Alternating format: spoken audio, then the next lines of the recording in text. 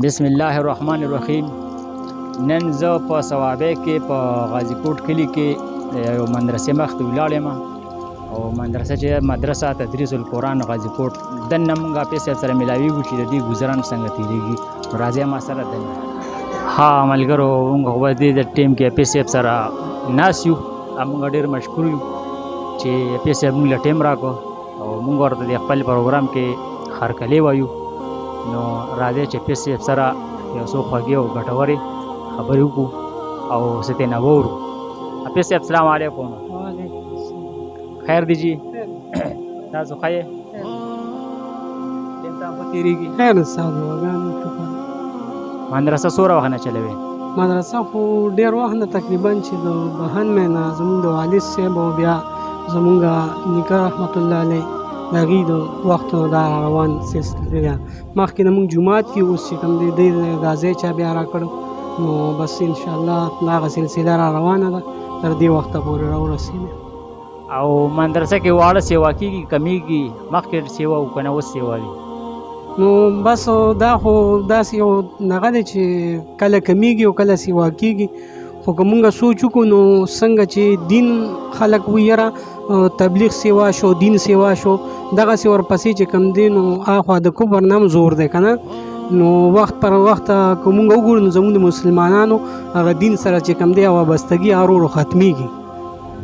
حاجي او جي تاسو آمدن او کاروبار ورسره نور څه کوئ که نه؟ تاسو لکه خپل وخت دې ته داسې د بخښنې مې نه وقف کړی که نه؟ ستاسو والد صاحب او ستاسو نیکه تاسو یې اوس ستاسو آمدن نور څه کاروبار ورسره شته او که نشته؟ نو بس زمونږ خو شکر الحمدلله څه لږ غونته کې ځمکه ده او زما مشر ورور دی هغوی چې کوم دی نو نوکري کوي او هغې په وساطت باندې مونږ چې کوم دی نو خپله زندګي تېرو. خدای پاک هغه وخت دپاره کار چې کوم دی برابري او ورسره چې کوم دی نو بس مونږ د خپل محنت مزدوري هم کوو او والد صاحب مې چې کوم دی نو هم دغسې خپل ځمکه کې محنت مزدوري به کول او بیا به خپلو طلباو ته چې کوم دی درس کوو. او څنګه مدرسې سره څوک امداد څوک چاندې ماندې خپل وخت هغه مناسب کوي؟ نو بعضې ملګري پکې الحمدلله طلباو ډېر خیال ساتي او د خپل وس مناسب امداد هم پکې کېږي. نو بس دا خو تاسو ته ټول ته پته چې کوم مدارس دیني دي دا ټول زموږ استادو په تعاون باندې چلیږي. بله خبره پې صاحب دا ده چې دا وخت چې کوم دی داسې راغلی دی چې لکه ډېر یو خراب دغه ته خلک روان دي مستقبل لپاره چې کوم دی نو څه وایي چې لکه زیات خلک مدرسې ته ځي او که نه سکولونو ته یا نورو داسې غلطو کارونو پسې ځي. ستاسو څه خیال دی؟ خلک کم خوا ډېر روان دي مدرسو ته جومات ته که نه نور؟ نو دنیا طرف ته خلک ډېر روان دي او دین طرف ته چې کوم دی میلان کم دی او د هغې وجه به زه تاسو ته دا ووایم چې دا کم ماشومان چې زمونږ خرابېږي یا چې کوم دی بل طرف ته ځي یا د والدین نافرمانه کېږي دا وجه دا ده چې خلک د دین نه لرې شو. بل د والدینو چې کوم دی نو د دین په باره کې چې کوم دی د وړو باندې سوچ او فکر یې نشته چې یاره زما د بچي د دینداره شي یا د چې کوم دی د قرآن حافظ عالم جوړ شي دغې غاړې ته ډېر میلان نه کوي. که چېرې د سکول طرف ته وګورو دنیاوي ګټې ته وګورو نو بعضې ماشومان داسې دي چې والدین اکثر وایي چې مړه زه چې کوم دی 200 روپۍ په دین باندې یا د دنیوي تعلیم باندې لګوم هغه به دا ماشوم به ما له 200 روپۍ مثال په هوټل کې پیدا کوي بل ځای پیدا کوي نو هغه دنیا طرف ته میلان سوی نه دین ته شته او نه دنیوي سبق ته شته. او چې لکه خلک بس په منډه دي نن سبا کې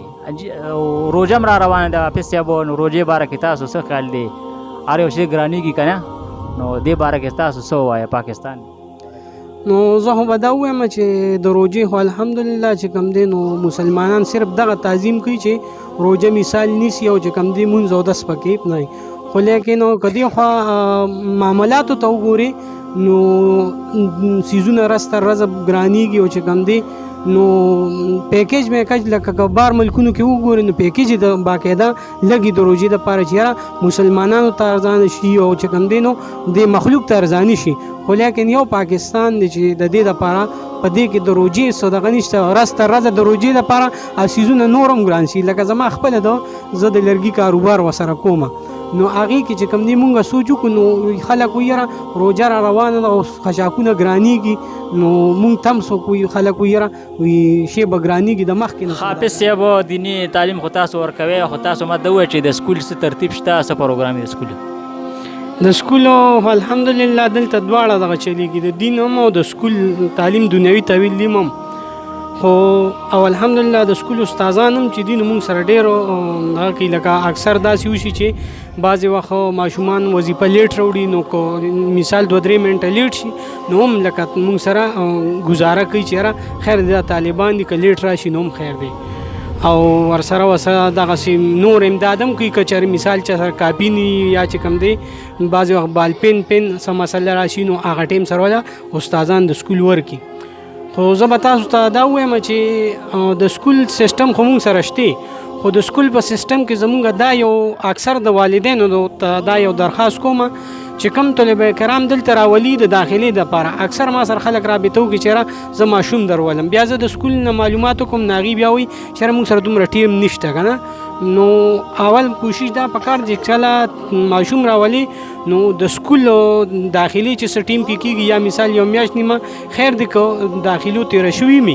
نو بیا هم ګزاره کېږي خو بعضې ماشومان داسې ټیم کې راولي چې یا د پارچو ټیم یا چې کوم دی پارچو ته یو میاشت نیمه پاتې نو بیا سکول والا موږ سره لږ مسله کې یا خو سرکاري کار دی که دلته راولي نو موږ هر ټیم داخلو خو که د سکول په دغه کې نو بیا موږ ته مسلې لکه موږ سره دلته یو ماشوم دی د دې تقریبا د پخې پولې دی نو هغه اوس چې کومې پارچې راځي نو هغه به چې کوم دی هلته موږ لیږو پارچو دپاره تاسو دا خیال دی چې لکه دی په ټیم باندې واړه راولي دلته کې چې بیا سکول داخلېدو مسله پکې نه وي او چې مونږ دا وایو چې د سکول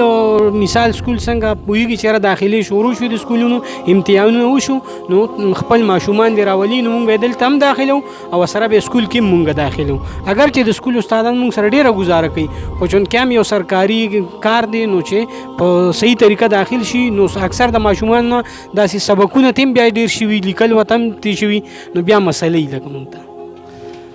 حافظ صاحب دا راته ووایه چې عام روټین کې ستاسو څه پروګرام وي د طالبانو او بیا روژه کې څه پروګرام وي عام روټین کې الحمدلله زمونږ د کلي خلک چې کوم دی نو طلباو سره ډېر تعاون کوي او وظیفه چې کوم دی زمونږ ترتیب د وظیفې دی عام لکه لنګر زمونږ نشته زمونږ د وظیفې سیسټم یې طلبه کرام ځي او خپل ځان لپاره وظیفه راوړي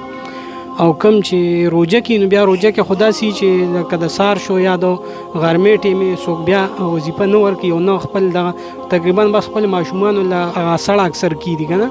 نو زمونږ دا ترتیب چې بس مونږ اکثر داسې یاران دوستان نو هغوی ته ووایي چې یاره مونږ سره د روجې دپاره امداد وکړي نو هغه چې کوم ماشومان دلته پاتې کېږي نو هغوی د روجې دا ترتیب چې بیا ولې مونږ دلته خپل انتظام کوو چې مثال څوک را سره امداد وکړي څوک چې کوم دی روجې واخلي څوک د چینې یا څوک په نغدو نو هغه سودا بیا مونږ راوړو او د روجې هغه سیسټم چې کوم دی په دې بیا مونږ چلو حافظ صاحب دا ورته ووایه تاسو خپل نمبر ایزي پیسه باندې شته لږ نمبر ورته ووایه